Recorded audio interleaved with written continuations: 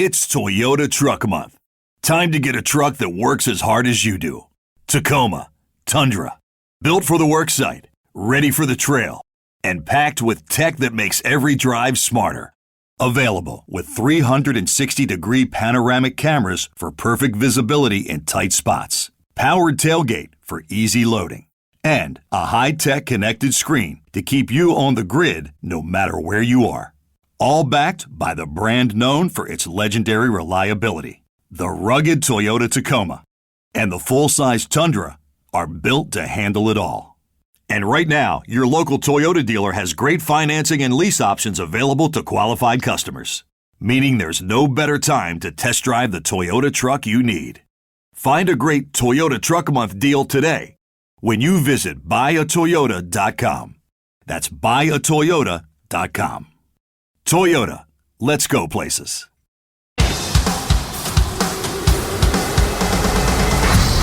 Brews and Banter. Hi, Frank. Right. Hey, Paul. Hi, Robert.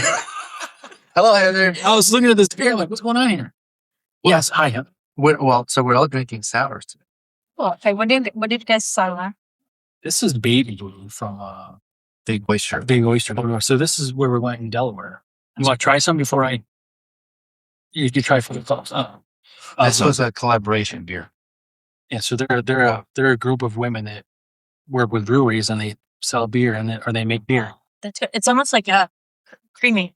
Yeah, A little bit, yeah. but they do. They give proceeds to women-owned breweries and they support them. Yeah, They raise money, and then at the end of the year, a woman-owned brewery gets awarded all the money they raised. I love that. Yeah, so we tried to support. We went for a launch of this beer, and it was fun. Beer. we've been to New Orleans. We're worldly. We're not. We're country. Our podcast is listened. National. That's all right.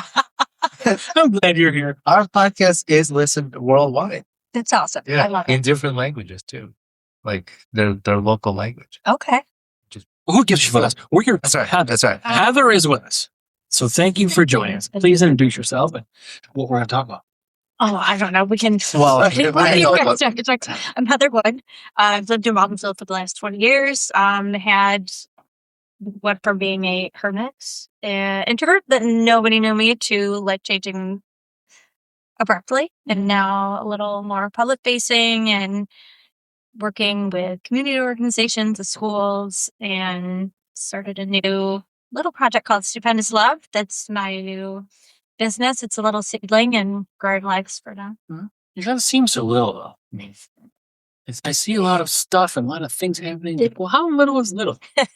It's probably bigger on social media, which is fantastic. My private little 200 or 300 person Instagram, Facebook, whatever, blew up after Ava passed a couple of years ago. A lot of people reaching out to offer support, wanting to follow me, kind of see who I am, what my life was like, what my life is like now. And I mean, still peanuts in the grand scheme of social media, but there's a few thousand followers, and it's been fun to have that journey and celebrate and remember and have laughs. And, so I'm local, but a little international like you guys too. Yeah. I'll do little projects here or there, ornaments for Ava. I've done a couple of years in a row, and inevitably every year I've gotten a few ornaments from overseas, which is really fun. Nice. Well, people send them to you? You send them to me? fun. Yeah. Okay. Yeah.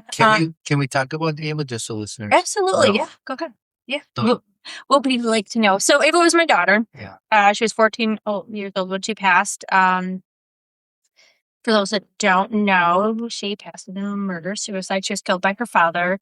Very complicated, complex situation, but he was struggling with some mental health. Very abrupt. I think it really wrecked the community. You guys being, members of the community, I'm sure you felt it, you saw it, you see it. And it's been a journey. I feel like my journey and my path has been a bit different and probably unconventional compared to others that have lost someone. I'm not a go to the group therapy session type person. And I really credit a lot of that to who I am, but also all of the community here in Baldwinsville, across, central New York, friends and family, connections I've made, people that were complete strangers before that are now dear friends. Sure. And knowing who Ava was. And then I actually had the bittersweet fortune of, after she passed, getting to know her even better and finding out about all of these little things she would do. Or she was a teenager and probably did some things she wasn't supposed to, nothing too off the wall, but a lot of secret acts of kindness that I never knew about, but parents would reach out or students would reach out. She's larger than life, right? So she was an old soul from the day she was born. She was a foodie, which was fantastic. I'm a foodie. Oh, I mean, we have to keep all things in balance. So I do like to be active. She was active, right, in sports and soccer. But really just this really cool person that I'm so fortunate got to be in my life for a really long time. Yes, she was my daughter, but man, what a cool person. And I can look at it in that light. And for me, my grieving or healing has been celebrating and helping others through this like really unexplainable and very hard to understand situation, especially from the outside. Like, how does a parent do that when really behind the scenes there was a lot more to it? Sure. So, Yeah, I mean, people wouldn't see that, I suppose. yeah, probably not. But I mean, really, for me, life is. I want to live a long life and I want to live a happy life. That's what I would have wanted for her. And while all of this is very complicated and complex, if she were still here or if the roles were reversed with her and I, regardless, amidst the tragedy, and I hate to play the what if scenario, but what would I want for her? Yeah. And I think it would be doing her life a disservice to live in sadness and shame, but really to celebrate who she was. And again, she was a cool kid and a cool human that wasn't overly youthful. So I want to emulate that and you live my life that way. That's good. What you have people reach out to you, maybe unfortunately had something similar and asking you like, how do you deal with it? Because not everybody is for a therapy like yourself, right? Correct. Maybe you just need right people around. Yeah. So I have gone to therapy for a long time, even before this. I've had some other situations happen in life that I've recognized the value of it. I go even when I feel great because it's kind of like that your annual physical with the doctor, right? Just keep going, know yourself, like, hey, and that's exactly. But it's funny that you asked that. I try and get out of the house a little bit. I have worked remote for a long time and now doing Stupendous Love a little bit more. I try not to get too isolated in my home. So I went out to a coffee shop to do some work on some bills, email, all the things today. And as I'm getting kind of wrapping things up, a young lady reached out to me. She pulled the chair up next to me at the table and said, just today? Just today. Okay. Said, hey, I don't know if you know me. So we've connected on social media. I'd love to reach out to you. And I'll leave it there. Say this and that. Yeah. I think that they're local. Nobody listens. We don't know. I'm going to assume everybody listens to that. So just out of respect for their situation. But I thought it was so sweet. And I do get that more often than you would think. And out to dinner with some friends a short while ago. And I got a message from kind of an extended family member who lives on the other side of the country about a family that just went through something very similar to me. And they said, would you be comfortable reaching out to a total stranger? Because I think they could use your support. So I'm trying to find my space and where I can help people. Yeah. Because everyone's situation is different. Everyone's journey to their next chapter is different. But I'm happy to talk to anyone, be a support.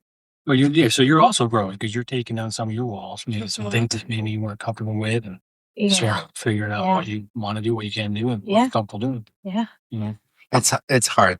It's nice that you're able to reach out to somebody because I like that you're transparent, Sid, and sometimes on your social media you actually say, today I'm not having a good day. A lot of people use social media to hide the bad and always they do positive. For sure. I want to be honest and authentic. Do I like to dress up or put myself together? Share all the fun things I'm doing? For sure. Because really that's what I'm striving for, is to have, as few bad days, whatever a bad day is, right? We all have them, as few bad days as possible, and have it as many good days and whatever good is that particular day. But for Stupendous Love, one of the biggest messages I want to share with Stupendous Love is that it's embracing the whole of life. So regardless of the scale of your struggle or the scale of your success, it's really everything that lives in the middle, those ordinary days that define your wholeness and your happiness, and that you have to take the bad with the good. And kind of like that salt and sugar, right? The salt makes sugar better, sugar makes salt, and savory foods a little bit better. So taking that out a little bit. We do beer and whiskey, but yeah. It's same as sugar and salt, beer and whiskey, same thing, right? Same concept. I like your page that it's more realistic as well. Yeah. That's what I was trying to say. And I think that to people who maybe had a struggle or dealing with something similar, they might look at other pages and be like, man, that's bullshit. That's not real. But like you can look at your page and be like, yeah, I can relate. Authentic. I hope so. I really try to remember. It's fun to get in the habit of posting things and nice things like, oh, I feel comfortable in my own skin today or in this outfit, and fun and easy to post those things. But I do have to remember when I'm sitting on the couch and I'm having a day where maybe it's just nothing in particular but life, and it feels heavy, and maybe I'm going through a bit of a depressive episode. That's honest, and that's real life, right? Yeah, so I got to show that as well. And then I think I shared something really stupid yesterday, but I have a lot of friends and that will help me out with things that I need, should I need them. I'm also hyper independent. And I think I posted something that was stupid. Like I was on a ladder with a hatchet and a hammer and a power washer trying to take care of things around the house. Right? That's real life. So as much as I like to get dressed up and do girly things and have fun in that respect, I'm just as messy as anybody else. Yeah. But it's not just bad. It's not just traumatic. Like Stupendous Love is just, it's not helping you deal with something it's not just helping you deal with something bad. It's just also how just to do things that make you happy. Right. It's life, right? Yeah. And Stupendous Love is how do you live? It's live boldly and love stupendously. Life happens. Yeah. It doesn't even have to be. I would certainly hope for most individuals not traumatic, but things happen. Loss of a loved one, loss of a job, sudden illness. Sometimes just your own physical health fails you. Any of those things, or you know what, maybe you got a bill in the mail you weren't expecting. Not always a fun day, right? So, not necessarily a grief or healing related space, although there's certainly real support for that. Yeah. I get that way with onions. I see onions like, fuck you, onion. That's a hard time. It's his kryptonite. So you will be getting him onion goggles for Christmas. Yes? So yeah. I've been trying.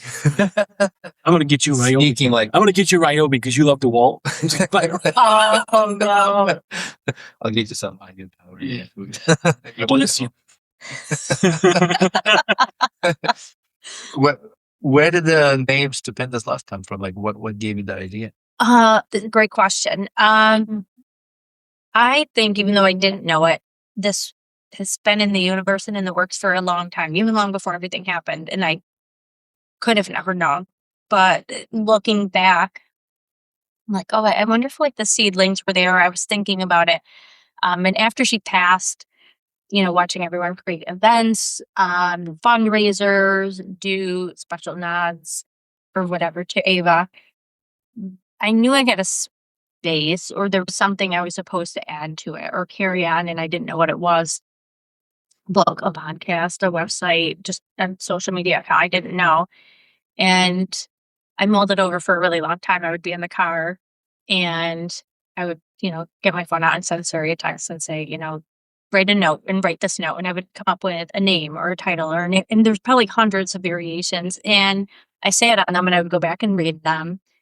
And one of them happened to be Stupendous Love, and it stuck. It felt really whole and really perfect. And I just sat on it. And finally I'm like, I think this is it. Let me start building off from this, because that's really what this whole experience after he was passing is about, is big Stupendous Love. That's what she lived. It was really fun and largely wholesome, and you could feel it.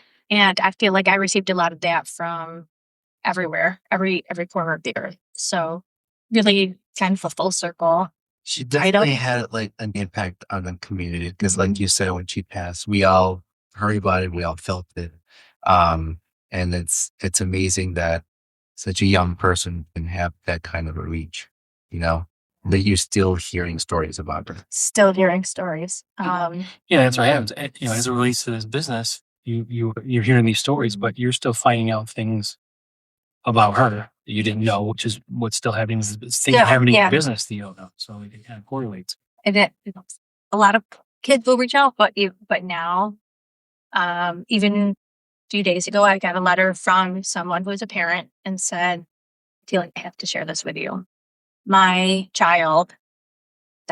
This is a circumstance of their life. They struggled with this a little bit and then paused on this thought for themselves and said, well, this thing that was a challenge never would have been a challenge if it wasn't for said situation. And in said situation, I was there with Ava, and Ava and I became friends, or Ava and I became deeper friends. And because of that, my life is better. Mhm. And it's crazy. I mean, it's so humbling, so bittersweet. And I'm like, man, that gets like, Right. it's like, I wish I knew her, but I didn't know her, right? And it's incredible 3 years later to see the impact she's still having. In some of these cases, individuals aren't realizing it, even not until later, right? It's the gift of hindsight. Mhm. Yeah, So. I get goosebumps on my bald head. I felt it. I'm glad you clarified where they were.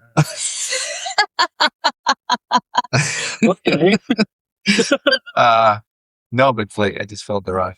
It's amazing. I mean, like you said, we don't know these things about our kids, right? Like, and then it's unfortunate that something like this has to happen to learn, to learn these things. But I love that how many kids she's been involved with and touched and have felt those individual stories that they can hold on to. And willing to share at some point. And willing to share. Yeah. And she was never afraid to make friends. She would be a little shy in a couple of situations, but when no one was looking, like all of her guards were down, and she made a lot of friends, like a friend of a friend of a friend, or someone's cousin, and the other side of the country, and she became their friend and impacted them, and kind of a hairy situation if you're a parent. So I was checking in and what's going on, who are you talking to, where do you know them from? It's scary. It's a scary world on the internet, but somehow, to my knowledge, knock on wood, she came out unscathed and really used that as a platform for good and connection. And who knows, at 12, 13, 14, someone that young can make such deep connections that are that deep. Now, do you remember me and my wife in child time? I think it was child time, right? Yeah. Because our daughters were seeing. I remember. Yeah. I Long remember. time, much less gray. See what happens? I wasn't like this when we started this podcast. I think my hair is brunette. So Well, that's evolution, right? Embracing it. yeah. But I remember. when you said you started to meet people you never even knew before and they become friends and help you, I want to mention Raisa at PLN. And I went to your Stupendous Love event. Tried to spread the word as well. And but the hat and the sweatshirt. Yeah. I was wearing a hat for a while, and everybody was like, "Oh, what's that? Mark." What's that?" Thanks for that. The coupon flyer thing. I'll order more. But I was like, oh, and it was my first time actually wearing something that someone actually asked about it. Oh, like really? they didn't ask me about our podcast merchandise I wear. But I wore that, and I had a few people ask me, what's that logo on the hat? Perfect. So, I told them about it, and they said, I'm going to go check it out. And so is this like a nonprofit? Like, how would you right now describe it? It's a business. So I don't want to deceive people into believing it's a nonprofit. And I hope I've never shared it that way. I don't know what direction this will grow, or I shouldn't say what direction it will go into. I don't know what it will grow into. There will always be a charitable component to it. In what way, shape, form that takes, I don't know. I could see over 5 or 10 years a charitable foundation comes out of it. If it's something that I need to put more time, effort, etc. into, then that might take that direction. But what will come out of it is, while the Stupendous Love itself is not a nonprofit, there will be fundraisers and charitable components. Right now, I have a newly established scholarship in her name. So there's a scholarship that was established in Baldwinville shortly after she passed. The community, strangers at large, have been incredibly generous in that scholarship is very well funded and will likely outlive me. And I'm very grateful for all of those contributions. And one thing that has been on my mind since she passed and after that scholarship was established is her reach was far farther than Baldwinsville. And not to discount Baldwinsville, but I haven't established anything yet to formally give back outside of the Baldwinsville community. So establishing this national scholarship, it's smaller and it's growing. I partnered with bold.org. It's a 501c3 organization so that people can make contributions. Those are tax deductible, right, depending on how people file their taxes. So they can make those charitable donations in their name with their own dollars, and it's separate. There will probably be more events to fund that in the future. And quite honestly, privately, without the existence of Stupendous Love, I've done what I can to give back to the community, support other charitable organizations or causes that were tied to Ava in one way, shape, or form. And I hope to continue to do that. And we'll see kind of how that builds out. It will certainly, there will always be a give back component, and it'll never be your for-profit entity in whole and in purview without giving back. And it will always be a nod to Ava in some way. I think you have to build something in order to give back, right? Like you can't just give away and just always be negative and struggling. So you got to build something successful in order to give. So for example, I can contribute now. Let's say, for example, our podcast, right? We're not making any money, but we're giving a little bit. But imagine if the podcast grows and if you make more money, well, now we're giving back more money. Correct. So you grow something that produces enough funding in order to give back more. And that's what we wanted. It's part of it. That's the goal. Like, we don't want to keep this for ourselves, and we do what we can. I mean, we're a great community to do it, right? It's the perfect community. It's such a hybrid of all the things and all the people. So what a great place to start. And I completely agree, right? It's, you build something so you can give more back. And I hope to grow it's really big so I can give back in bigger or stupendous ways, right? That's the ultimate goal. Right? Help other people and help those connections feel really good in your core and fun and not having grief felt, but give back. Yeah. And just because you don't see on the surface what's being given back, there's other ways that we give back that other people don't see it. So it's like, it's not fair to be judged for like, oh, you're making all this money, but you're like, but you don't know that. That's correct. And I've experienced that quite a bit. Now, a little bit with Stupendous Love. Some I'm making some assumptions based on people's behaviors. But also just since they've passed, I know that there's been some feelings or assumptions and with not all of the information of facts. And it's challenging sometimes and a little heartbreaking. However, I have to recognize everyone takes their own path and they understand things in their own way. And sometimes it falls under that don't ask questions you don't want answers to, so you just don't ask. So information is absent, but you're right. You know, people don't understand the whole story or they don't ask because it's uncomfortable.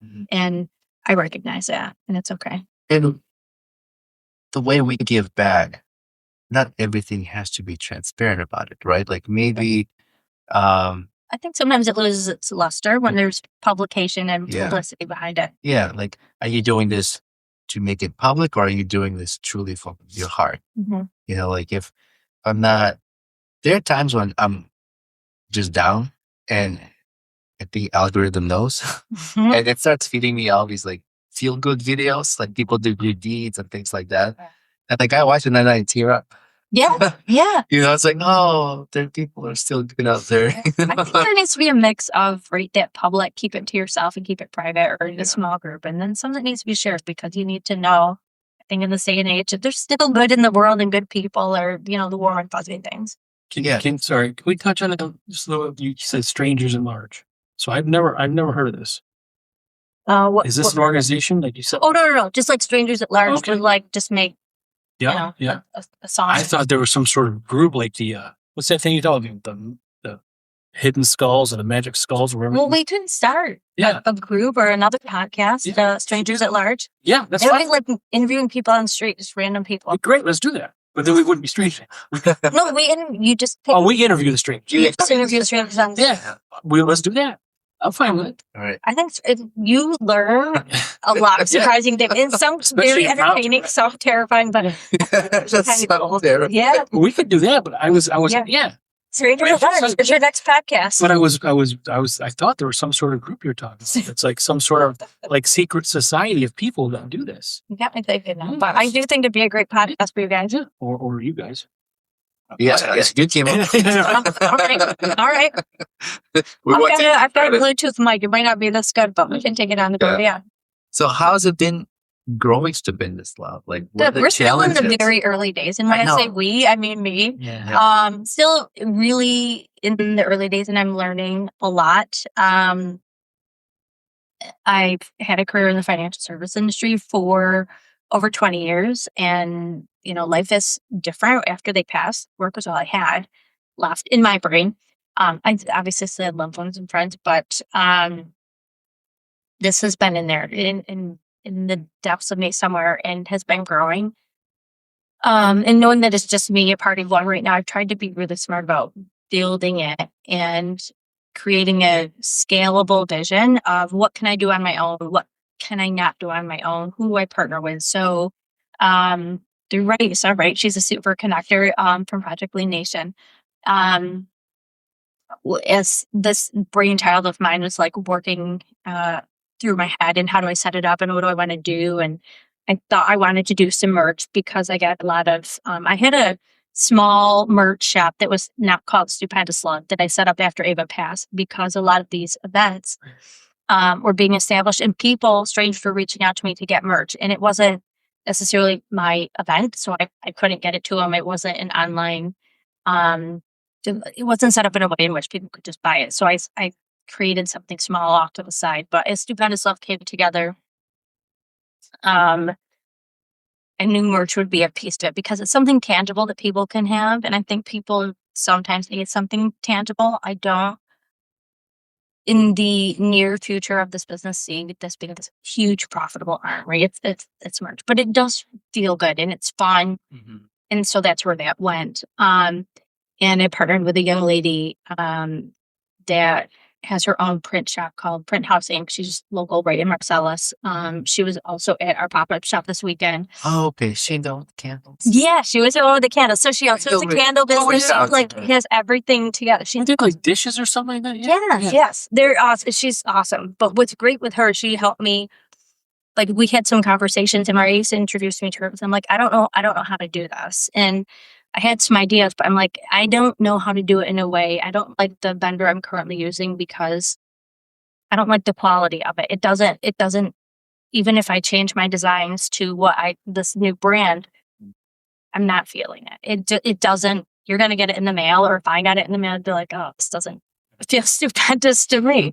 And she was able to help me set things up on a print on demand basis. So I've really looked for partners that can help me learn things fast, or where I can automate as much as possible, or partner with people so that I can grow Stupendous Love in a way in which, if I stay in the financial services industry, I can do this as my side gig and scale up and figure out the right time to pivot out. Or if circumstances change and this is it for me, that I can use that time and space to learn how to grow and scale my business smarter and more efficiently. Again, right, party of one. So the vision is to grow that out. There will be a keynote and motivational speaking and community partnership piece that will come out of it. So more to come on that, but it is building out. I think merchandise is important because people are going to buy sweatshirts, hoodies, t-shirts, hats, right? I mean, it's not like they're not going to buy it. Whether it's going to have your logo or not. If they were at the store, they'll buy Nike or whatever, right? So just buy something that at least the money goes somewhere and stays in the local economy. Yeah. But at the same time, it's that a little bit of money that helps things kind of continue to grow, cover certain bills, certain expenses, stuff like that. Whatever it costs to run that business, there's expenses. So I feel like merchandise is a good starting point to cover those small expenses going forward, and then give you that time and room to grow and new ideas. Yeah, correct. Yeah.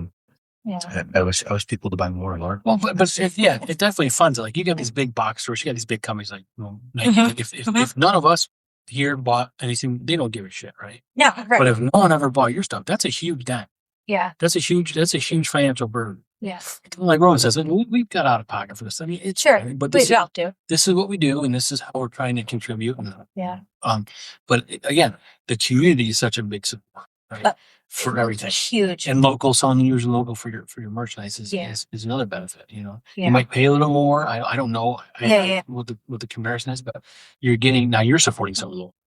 Correct. And it's a full circle. It's full circle. And I can't say enough about everyone that's helped Ranisa. And I think that goes. She's a great if you ever want to network with someone who is really great at it, but is also one of the most quality people you'll ever meet, she is that. And I'm so grateful we became friends. In business talk, right, was always secondary. Right? I've been in the business world to some degree for 20 years, and she moved out of healthcare into a health-related business, but being a business owner. So we got to have a lot of conversations. She's also a genuine person. She is the most genuine person you'll ever meet.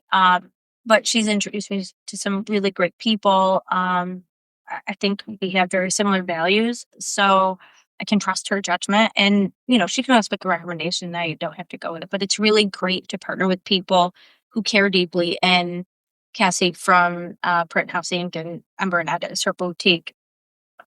Like, she's like, wow, this is a lot. This is big. And even after that first day, she's like, let me see what I can do. I'm calling the shop. I think you might run out of merch. And she went into her shop at like 6 or 7 the next morning to rapid fire print out whatever she had in stock for me so that I wouldn't run out of merch. And what kind of great partner and great local business. I will happily support you. You want to support people that will support you in that way and want to see you succeed as much as you want to succeed yourself and support them. Yeah. You have my size. Small. It's probably wear the same size shirt. Yours fits you. His belly shirt. Yeah. I actually stopped over to Jesse to get more, and I'm ordering more things. So no, I'm just joking. I'm glad they were stuff. So you have a store for this, or people is a separate store? It's online only, but I am doing some small pop-ups here or there. I don't know if a storefront. When and where a storefront comes into play, maybe a small consignment or a small co-op type situation might make sense. For me, being a party of one, the store would be really cool, fun to have. But how do I build the other things out? So I'm trying to figure out where that makes sense. But being strategic about the pop-up shops and partnering with the right people or the right organizations, and I'm going to try a couple more in a few weeks. I should clarify. I didn't mean a standalone building. Oh, I meant like a store website. Like an e-com? Yeah, I do. So StupendousLove.com is my website. And on the website, you can link right to our store. I see. Okay. And that's all the print-on-demand stuff. So it's out of pocket, buying it up front. Correct. Yeah. Correct. There are some instances where I do buy some things up front. For the pop-up shop, I purposely did that. And I want to keep it fun and interesting, and I don't want to gouge people, but I want to keep it people coming back and wanting more. So I'm going to do some limited edition things. I might do some things that are seasonal and relevant that are fun, but also might be an indirect tie back to Ava. Right. So I have a couple of things in the works for spring, summer. Good. That's perfect. Yes. You thought about writing a book? I have. I have some little pieces here or there. I think a lot of people have reached out to me, friends-wise, not publishers, about writing a book. I have, obviously, this is a huge and interesting kind of dynamic story. This might not be the right time or audience right this second, but I actually have You don't have to share anything. no, that's okay. But I've had a pretty big and interesting and old life.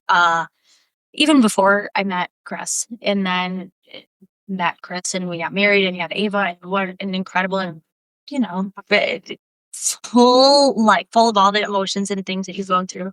So a book might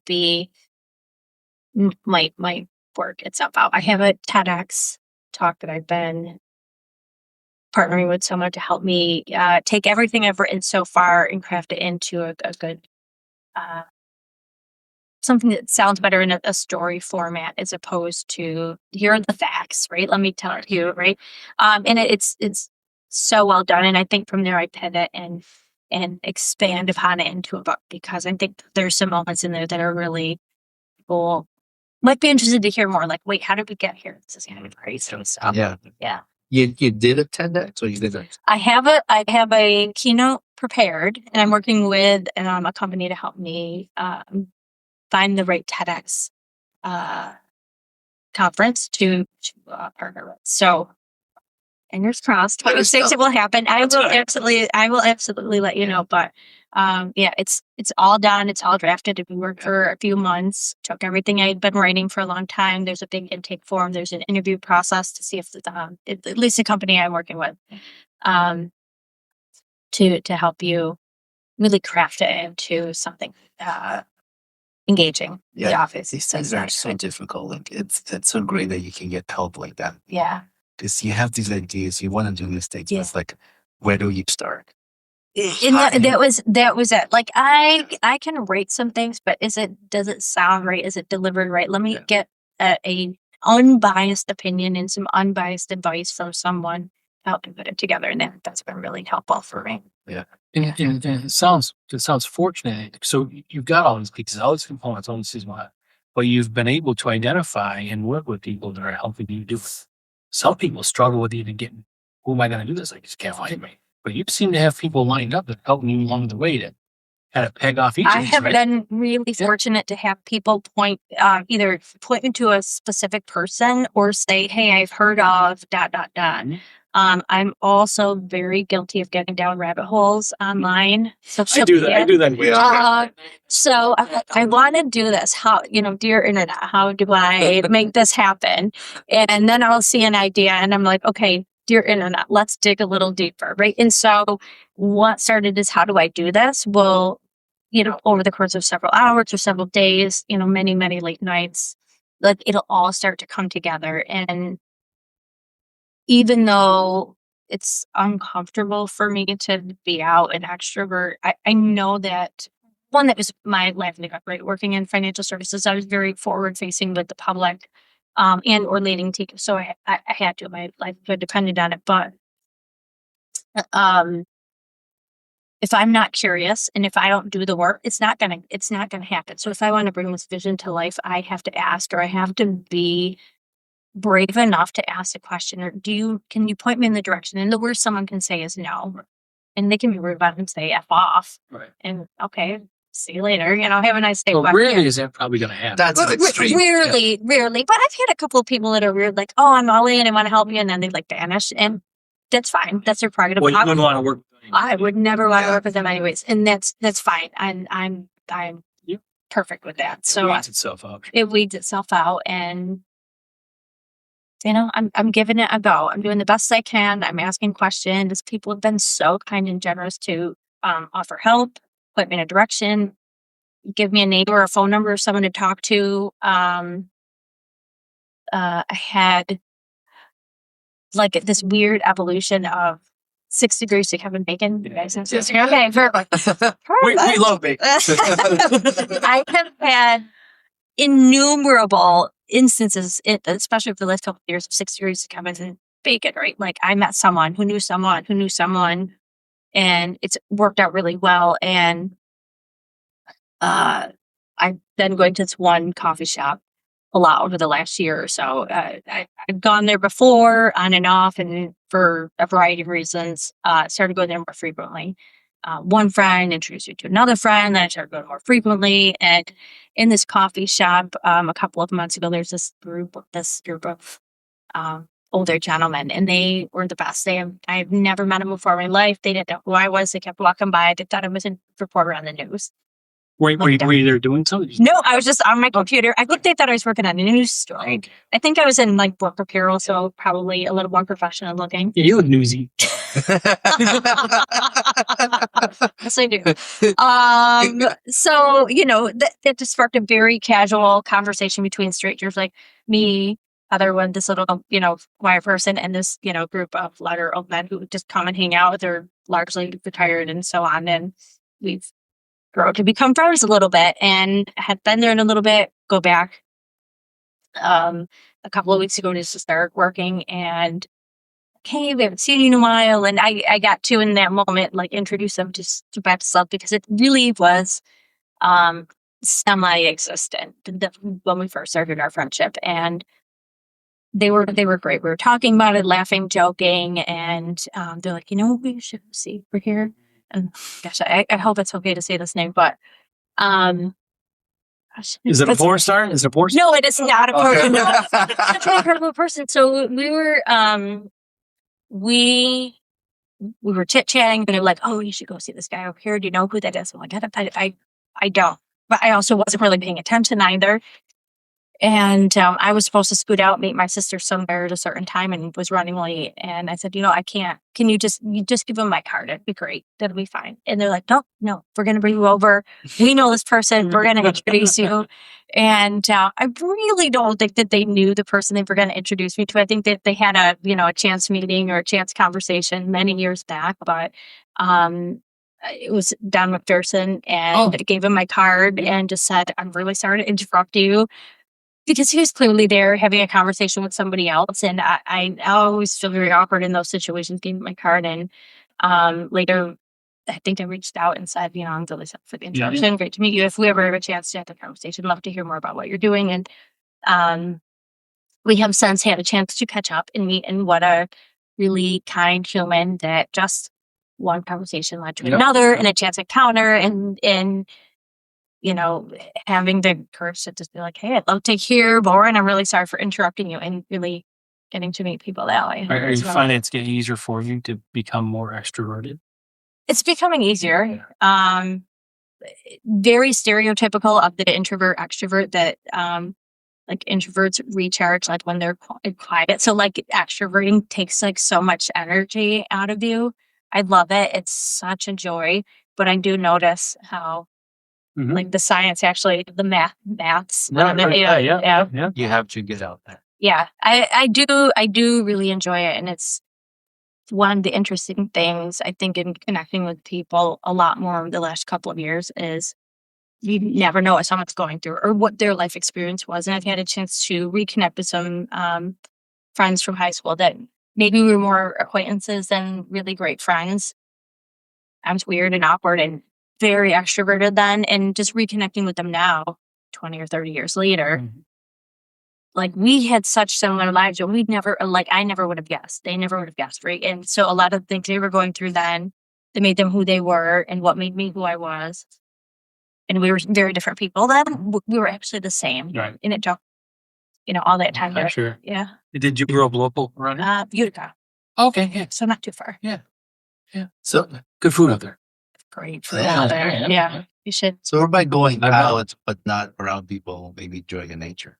Oh yeah, for sure. I really need to figure out winter here. I've lived here pretty much all of my life. I don't snowmobile, ski, I don't. I really need to do. Introvert. That's what you do in the winter. I do. Honest to God, I've probably hibernated more this winter than I ever have in this my winter. It's a big winter. Yeah.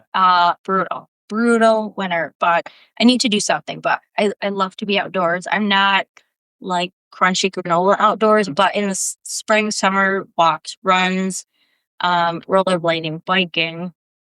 I love to kayak. I'll go down to the park here, Baldwinsville Community Park, rent a kayak. Yeah.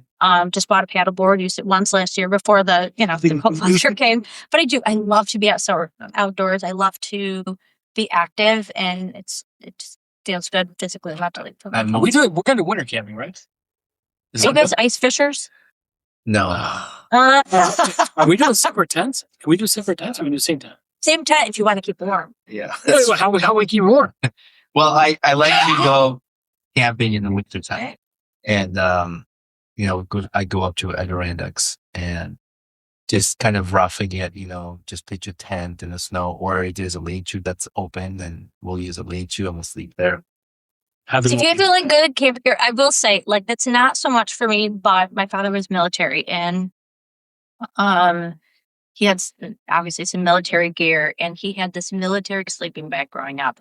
And when it was really cold, and we didn't have a lot growing up, and times were tight, and we heated our house with a wood stove because even then, this wasn't National Grid then, Niagara Mohawk, it was, right? Yeah. That was really expensive, so we heated the house, and when it would be really cold, we would all like fight over the sleeping bag because you could literally sleep outside in sub-zero temperatures and be like, have to unzip it because you're too hot. So I think if you have the right gear and you enjoy it, then you're good. But yeah, the biggest thing. So depending on the style of winter camping you're doing, or any camping and backpacking, right? So if you're gonna trek some distance, you look for the warmest and the lightest things you can get, right? Because you got to carry all this weight in and out. So I like to splurge a little bit and not freeze my ass off. You're super hairy too, so. You're good. One day, look at my bald head. Well, goosebumps. It's super hairy. Yeah, but tomorrow morning you'll have full head of hair. They'll look like yours tomorrow, huh? One. Oh man. But yeah, like I'd spend more money so that I'm not freezing because it's also dangerous. It's very If you dangerous. go out there and you get lost or injured and you don't have the right equipment, Well, there's a comfort piece too. You want that, right? You're not gonna sleep well if you're fucking shivering. it's hard work to get out there and then go back. But yeah, we'll try it. But I like what I like about nature. I moved here from Boston, and it's What part of Boston? North Boston, like Lynn, Salem. No way. Yeah. So I spent a lot. So I have a very dear family member. One of my aunts has lived in Boston since she was 18. And so 40-ish years maybe. Oh no, like 20. 20 years. And she spent most of that in Lynn, and now she's in Swampscott. But love it. Yeah, I've spent a lot of time in Lynn growing up. Yeah. Nice. Yeah. Sorry, we can talk about that. It's okay. Yeah. I lived in Lynn. I lived in Salem. I have, I know people live in Nahat, which is right off the causeway from Lynn. But all my work has been in Boston. One of my jobs was actually right next door to Paul Revere's house. And I love Boston. It's just such a cool city. Very cool. But I love nature. And having that easy access here, for me, being out in nature is therapeutic. So I go hunting. It's me being out in nature. And I see amazing things. Just hearing forests wake up in the morning, it's amazing. And I do a lot of thinking. So sometimes I just remember things, maybe unfortunate things happen in my life. And just a nice quiet place for me to think and gather my thoughts and process some of this stuff, That's where, like, if you get out of the house and you go out in nature and use that time, whether it's going for a jog, like if you've done a trail run? A little bit. Mostly road, but a little bit. But I do like to get out and hike here or there. Even the last couple of years of her life would like let's go to Ithaca. Like we can do a couple of things, but let's hike the waterfalls. Yeah. Right.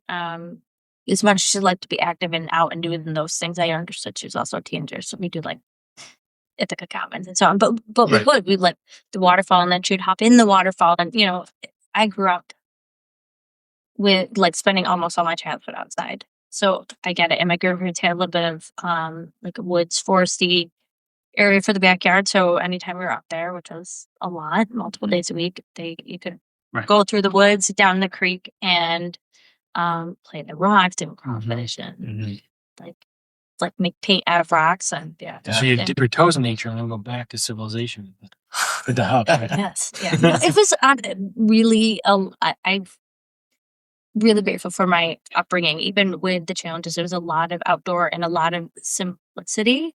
Growing your own food and cooking your own food from scratch, and doing a lot of that. Being outside, so we're doing a lot of indoors things now. I've really appreciated that. You have a lot of siblings? Sorry. I'm the oldest of 4. Oh, all sisters? 2 sisters and a brother. Yeah. Man, I see your sister around sometimes. And you guys look the same. Did you see her at this pop-up shop? She was leaving. Oh, okay. I think she was leaving. I She's was like asking like, "Room, she wasn't there." Well, I'm trying to remember was what she day you were there. It probably was. Yeah, uh, probably was it. Day. when Second I day? arrived, I was there Saturday. Yeah. Yeah. Yeah. And That's funny. I only look like I only get that now since like my hair is this color because they're blondish, but I did not look like any one of my siblings growing up. Not one of them, and I would always joke I'm adopted.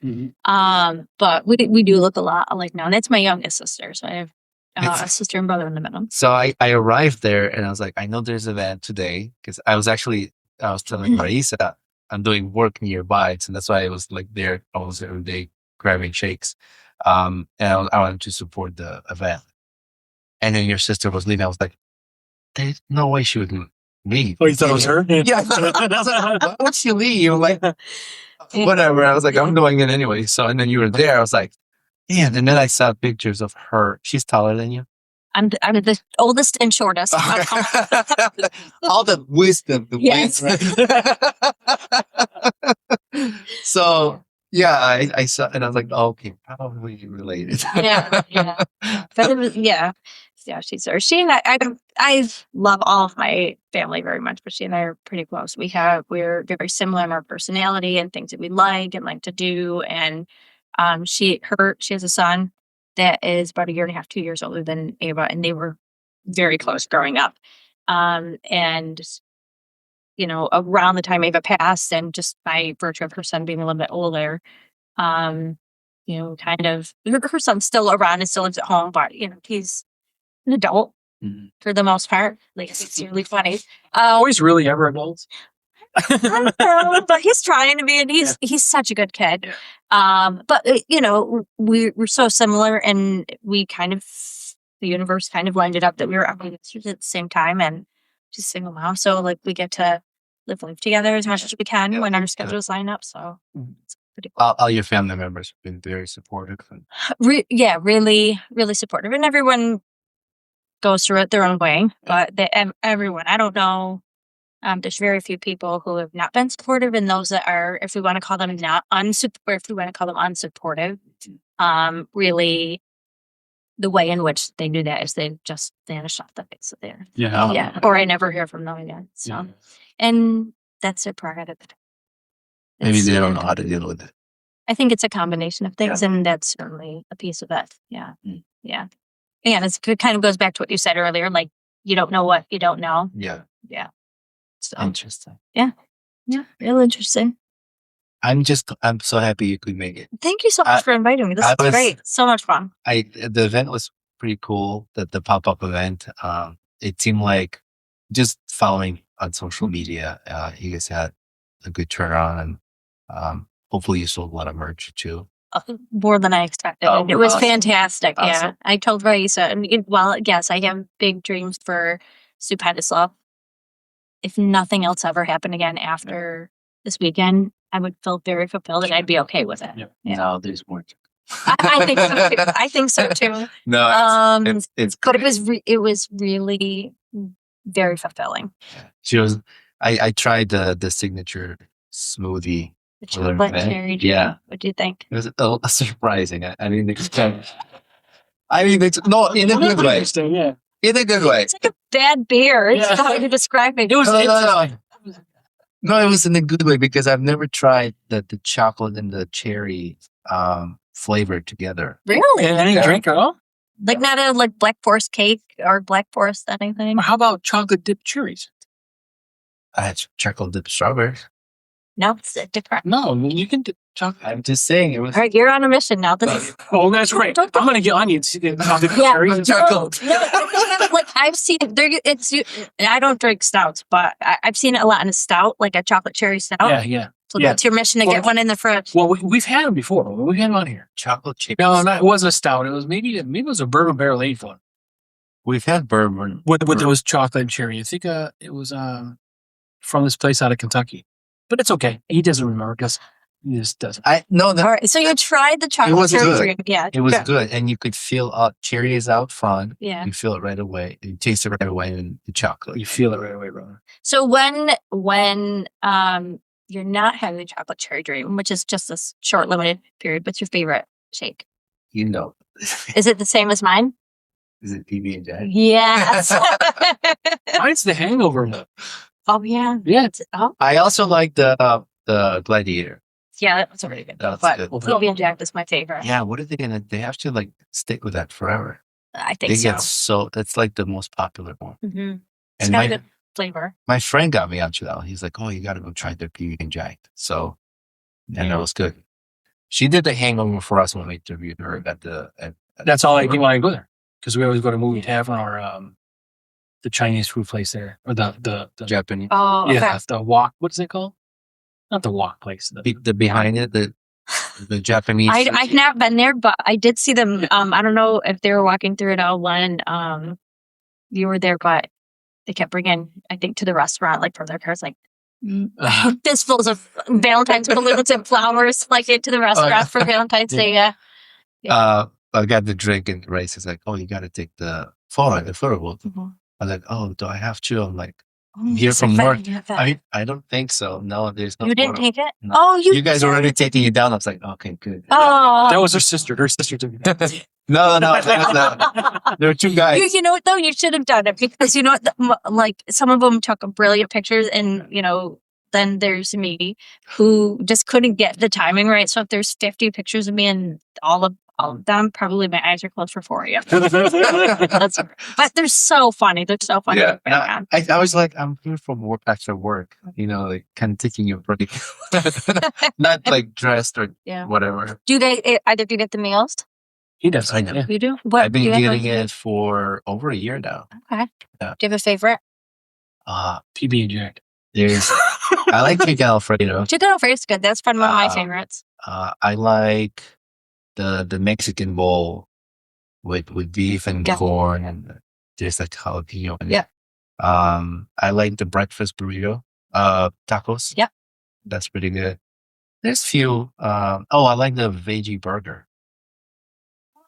It's like a veggie burger. I do like veggie burgers. I don't know if I've had that Yeah. one. That's pretty good. It's a little spicy. Well, only if you knew the So owner. I'm cheating on that one. All That right. one. I'm actually toasting like sandwich buns. That's all right. Dip it in a bacon. It's all right. Dip it in slotted with mayonnaise. It's fine. It's supposed Can to. make the cup mighty back. It's all in there. It's all going to be in there. Yeah. I'll have to come clean when she's here. But I was like, yeah, I modify some, but and I try to stick. So they help me with portion control. Mhm. But I'll have some nuts and yogurt afterwards. Guilty pleasure foods. Uh-huh. Guilty pleasure. I like ice cream. I like chili cheese Fritos. Oh, I do too. Oh, they're good. Yeah. With ranch dressing or something. I haven't had one of those. Oh, you should try it. It's PB. Listen, I will tell you a horrifying story about me. And This is gonna make the edit, so tell it. that's all right. Bring the But when I was in college, one of my jobs was like giving campus tours for student recruitment and so on. And I at that point was going to college in University of Utah, so they also had what? the same. It's a long story. but He's got roots in Utah. I Wait, lived in Utah. Wait, where? Wait, what? Wait, Are he we lived- related? He lived at the University of Utah. No. I went to high school, Highland High. Oh, no kidding. Yeah. How did you? Oh, we're going to have to connect Yeah. after this. Yeah, Okay. wow, this is really crazy. But I went there for a little while and, just I would go from one building, and thankfully most of them were connected, so you didn't have to walk outside too much from where I was going. But I would always have to walk through the food hall, and great freshman 40, maybe for me like 8 million. But they had, do you remember Higher Spaghetti? No, okay. I'm trying to think of what it would be like out here, but kind of Is like that a food name? it's a root beer. It's a root beer brand, kind of more West Coast, but like A&W, but Okay. it's Higher Spaghetti, and they would have it was like Oh, Big H. yeah, BIGH. Higher Spaghetti, Oh, yeah. I thought it was like Big H, like BEGHT. Big H. My list. No. Big H. Oh, yeah, Big No, H. but they had the most delicious chili cheese fries. Okay. Planet Earth, and I don't know if there's a day I didn't get them. It's so good, Yeah. and obviously I really like the Fritos. I love those things, and they're just so universal. But then I had the barbecue ones, and it tastes almost the same. No, Yeah, there's a barbecue and chili cheese, but it's more fun to say chili cheese. I would agree. I would never pick up the barbecue bag. I don't pick. I think it was, that was left over, so I had to just grab that one all the time. But Oh. yeah, so that's a guilty pleasure. Yeah. I ice cream and And beer. just ice cream. Clearly. Clearly, we got a tap. I don't know. I don't know if a cigar and the bourbon counts as a guilty pleasure. No, I can. Yeah. That's a reward. I I like think it's that. a guilty reward. I don't do that often, but when I do, I try to have it in the right setting so I can actually enjoy it. Yeah, I I'm think that not like makes sense. stressed out. Yeah. Like thinking about. So basically, 6 months of Syracuse water. You don't get to have it because you should. No. There's a porch cigar. You can sit outside. Well, do you have like an outside fire area, like a fire pit? Okay, I can do that in the winter if it's the fire warm enough. My neighbor's always like, "Oh, no, I'm gonna have a fire." Whenever you're ready, I'm ready. I even have chopped wood already, ready to go. Oh, just do it. Just Yeah. SOS, fire's on. Right. So, yeah. Well, send the smoke signal. I was just Well, we gonna want say- the signal to be this. Or, yeah, there you go. You have to like the next level of your tech here will be drones. Yeah. Drones you can do Oh, the that- light great. shows. Oh, we could do that. we host annual event here during Seneca River Days. Okay. We call it Hops on the River, Hops on the Seneca. He doesn't know what we call it. Stop. And so we're always trying to like how we're gonna market this because our first time people didn't even know it was a public event, so they just kept walking by. It was outside. It was at this DIY event center across from Paper Line Island. Used to be like. I know what you're talking about. Yeah. I like had my eye on that building. Yeah. So if you want, we can talk. Yeah. But yeah, so we were like waving people like come down, and then we would hear from other people like restaurant owners like, "Hey, do you guys know people here are talking about your event? They didn't think it was public." So they just walk right by. So the second year, better. This is a second. Oh, this isn't. So This will be the second. All right. Yeah. April 13th. Yeah. I think I could be there. Yeah. You'll hear about it for sure. Well, hopefully everybody will, right? Yeah. We will improve this time. We got all kinds of 3D holographic signs and everything. Yeah. But Heather, thank you so much for coming. Thank you so much. Making time to come out here. I love what you're building. Thank you. There's a sad story that kind of started this, but it's Happy ending. And we won't even call it It's- happy next chapter. Yeah. Happy yeah, next chapter. it's you're building something that will make a change in maybe many people's lives, including your own. Yeah. So and we'll follow, we'll support, Thank you. talk to Vice us. versa. Yeah. So thank you very much. And Thank you. it was fun. Glad to catch up. And we want to say thank you to all of our. Actually, before we do that, Heather gets and I drank today. can you just don't put it on there. I don't afford it. You gotta wear it home. No. I mean, I'll be fine going home, not going to work. Jeez, so please. Can you? I'm gonna get a tattoo of it. Can you just mention your website again and the store and how Sure. can people reach out to us? So my website is stupendousLove.com. The merch shop is located right within that website. So just look down the menu and you'll see shop. You can also follow me on social media. Long story, but I have 2 social media channels right now. Heather is Stupendous Love and Stupendous Love Official on Instagram is generally the best way to find me. And we'll include that in the episode description as well. So thank you to all the followers, all the listeners. Thank you to our sponsors, Apex Property Management and FM Realty Group for your real estate and commercial needs. Thank you, Hopped Up Network. And am I missing anybody? BrewsNBanterstore.com. Oh, please support this podcast. Please go to BrewsNBanterstore.com to buy our merch. And there's one of them. So we appreciate everybody. Thank you. Thank you, Heather. Thank you very much. Bye, everybody.